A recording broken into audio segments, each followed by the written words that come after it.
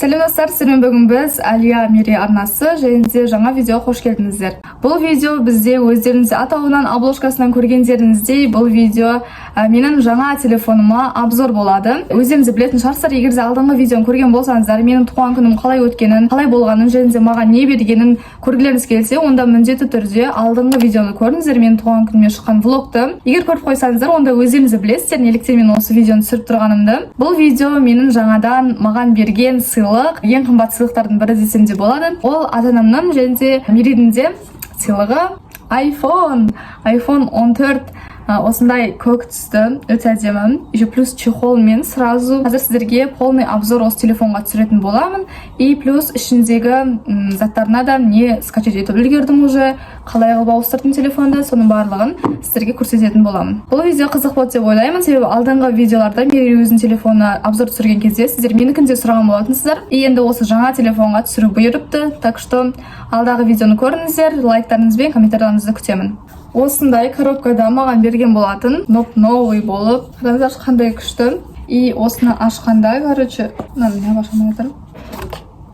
Вот. Ішінде бұның зарядкасы болды. Зарядкасы дегенде шнуры. Еще Мерей маған өзінің адаптерін алып берген болатын, оригиналын. Менде уже барлығымен қамтамасыз етіп берді телефонымды, даже чехолмен бірге. И келесі күні сразу же мен защита салдырып алған болатынмын бетіне.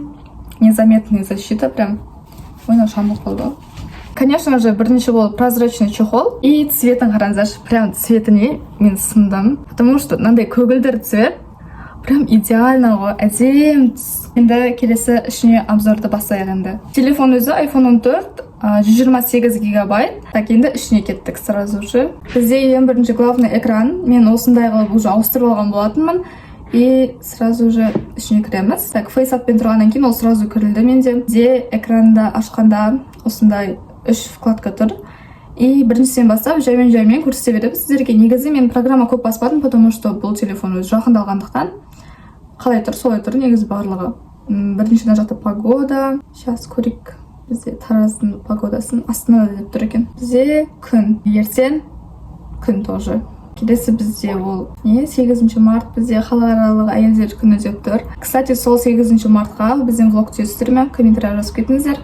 Ары қарай FaceTime, календарь, как обычно, и фото. Фото менде пока что 132 и 44 видео бар екен. Негізі одан көбетін сразу ала салып менде деген сразу толып қалды ғой. Көп видео түсіріп тастадым, бірақтан оның барлығын очистить етіп отырмын енді. Заметкеде пока ештеңе жоқ, кірмей қойық. Напоминание дегенді ашып та көрмегенмін мұнын. Хорошо, бұны қолданбаймын әзірге. Так, часыда менде сразу доброе утро деп азанға будильник қойғам. Мыналар. Так, карта здоровья дейді. Бұлар пока керек емес. Ең алғаш басқан программам творческая студия болып тұр екен. Осы ютубқа арнап бастым сразу же. И қалғандарым барлығы обычный как айфонды алған кездегі программалар өзі. Переводчик тұр, файлдар тұр, команда дейді. Так, погода, контакты. Не осы, мынаны түсінбедім. Оны сурет салатын жер ма, не? Сейчас қойық. Қызық екен бір бәле жазғанға, кажется, заметки сияқты фриформ дейді. Келесі бізде клипс, бұл жақта видео түсіргенге. Біз оны мен қолданбаймыз әрине. Қарай ең күшті программалар ол бізде обычный программаларын көзіңіз басқан. Біріншісі ол бізде Instagram. Біздің Instagram парақшамызды егер де білмесеңіздер, онда міндетті түрде подписка істеп қойыңыздар. Вот осы Instagram парақшамыз бізде Әлия Мерей. Күнделікті стористер барлығын осы жақтан көріп отырасыздар өздеріңіз. Вот қараңыздар. Біз прям күнделікті өмірімізді осы Инстаграмда көрсетеміз, негізі көбінесе. И мұнда біз пост салған болатынбыз жақында. Так что біздің Инстаграм парақшамызға да тіркелуді ұмытпаңыздар. Ссылкасын тастап кететін боламыз. Келесі TikTok. Так, TikTok менде пока что ештеңе жоқ. Просто аккаунт и черновиктер. Черновикте енді қызық видеолар бар. Но Мерейдің аккаунтын көрсетейін ба сіздерге. Мерейдің аккаунты енді. Мерейдің аккаунтында қараңыздар қаншама видео и барлығы рекомендацияға шыққан ғой. Лайк басып мен оларға. Ал Ханзада мен түсірген видеосы, короче, ұнатмаған. Вот, если что, біздің TikTokқа да тіркеліп қойыңыздар. Мере активно жүргізіп жатыр тикток. Мен пока әзірге жүргізіп жатқан жоқпын, білмеймін қашан салатынымды. Келесі бізде ол YouTube енді как обычно өзіміздің аккаунт, видеолар сразу же маған өзіміздің видеолар шығады осылай. Так, енді Телеграмды көрейік. Телеграмда пока что чисто екен, тап-таза прям. Сол ОБТ-ға, музыка тыңдауға көбісі, но қазір мен музыканы да осы жерден тыңдамайтын болғанмын. Тек қана бір күшті программа тауып алдым, сонымен тыңдайтын болғам. Қазір сіздерге оны да көрсететін болам. Бізде ендігі программа ол Каспи. Ой, Каспиге кірілмейді екен, потому что мен енді записпен түсіріп тұрғаннан кейін Каспиді көрсетпей қойын, өздеріңізде білетін шығарсыздар Каспиді. Так, енді CapCut. Вот CapCut біздегі программа, который видеоны барлығын монтаждайтын. Көбісін сұрайсыздар, видеоны немен монтаждайсыңдар, қалай монтаждайсыңдар деп. Біз осы CapCut приложениесі арқылы монтаждаймыз барлық видеомызды. Instagram болсын, Stories болсын, YouTubeға видео болсын. Біз осы приложениемен монтаждаймыз барлығын. Мынау менің соңғы шыққан видеомыз. День рождениеға байланысты мен туған күніме түсірілген видео болатын, қараңыздар. Барлығын қосып, осы жақтан монтаждаймыз барлығын. И сіздерге сол видео прям ұнапты, қуаныштымын. Көптеген тілектер кетіп жатыр. Мына тоже сол видео қысқартып істегенмін. Так, CapCutпен болды. Сіздер өздеріңіз түсінген шығарсыздар CapCutты. WhatsApp келесі приложение бізде. Бұл жерде енді сообщениялар көрсетпей қойын. Группаның, өзімнің сондай сообщениялары. Келесі приложение ол бізде Bamly. Білесіздер ма, білмейсіздер ма, но 10 класс оқып жүрсеңіздер, онда көбісіңіз білу керексіздер. Осы программа арқылы мен қазір ОБТ-ға дайындалып жүрмін. Пока что менде кинематика, физиканың практикумы и математика деген курстар бар, соны оқимын. Если қалайтын болсаңыздар, онда сіздерге осы программа бойынша да қалай дайындалып жүргенімді түсіретін боламын, нәтижесімен бөлісетін боламын.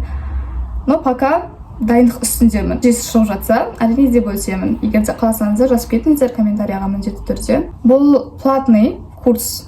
Сатып аласың, сөйтіп оқисың. Қазір көптеген сондай курстар бар, білмеймін. Маған осыны көбісі мақтап айтты, сондықтан да осыны басқан болатынмын. Нәтижесін скоро көре жатармыз, и сіздермен де бөлісіп қалармын. Келесі приложение Deskcam. Лучший приложениялардың бірі. Бұл приложениемен прям күшті не жасай аласыздар. Қараңыздар, мысалы, бір камера қойдым. И посмотрите, прям андай пленочный эффекттер шығарады. Земе ғыл, мен үстіп уже үлгергенмін істеп. И мына жақта только ондай ғана емес, әртүрлі эффекттер бар. Осындай көбісі осымен қазір қолданады, и өзім де осымен қолданамын. Осындай классик деген түрде бар. Бұл тоже күшті прям. Так, мысалы тамақты істейік. Қараңыздар, қандай сочный, күшті қылып береді, прям эффектісі өте әдемі. Фотолардың көбісін осы программа арқылы біз редактировать етеміз. Редактировать еткенде де просто бір кликпен ақ сіздер баса саласыздар и сразу же эффект қойып алсаңыздар болады. И қазір плюс видеоға да эффект қосу пайда болған. Видеоларыңызды да, мысалы, пример тұр мына жақта. Осындай, либо же вот осы пленочный эффектпен видеоларыңызды да редактировать етуге болады сразу же. Так что советую, прям күшті приложениялардың бірі осы. Так, келесі сіздерге айта кетейін, жақсы приложениялардың бірі ол Leto шрифты. Бұл енді блогерлер үшін, инстаблогер болсын, YouTube блогер болсын, тағы да не бар? Мобилограф бәріне арналған күшті приложениенің бірі. Бұл приложение арқылы сіздер өте көп бесплатный шрифттерді алсаңыздар болады. Әрине де платныйлар да бар, но бесплатныйлар да өте көп. Сондықтан да любойын тапсаңыздар болады. Осы Инстаграмда да, Ютубқа да шрифттерді осы жақтан аламыз всегда. Не только андай белый осындай, андай әртүрлі түрінен де бар. Өзіңізді байқайтын шығарсыздар, инстаблогерлердің көбісі осы приложениемен Инстаграм стористерін әдемілейді. Бұл жақтан бір жақсысы осылай тексті жазып аласыздар и копировать етіп, сразу же сториске салсаңыздар болады. Қазір сіздерге пример көрсетіп жіберейін. Так, мысалы осылай. И вставить естерді қараңыздар.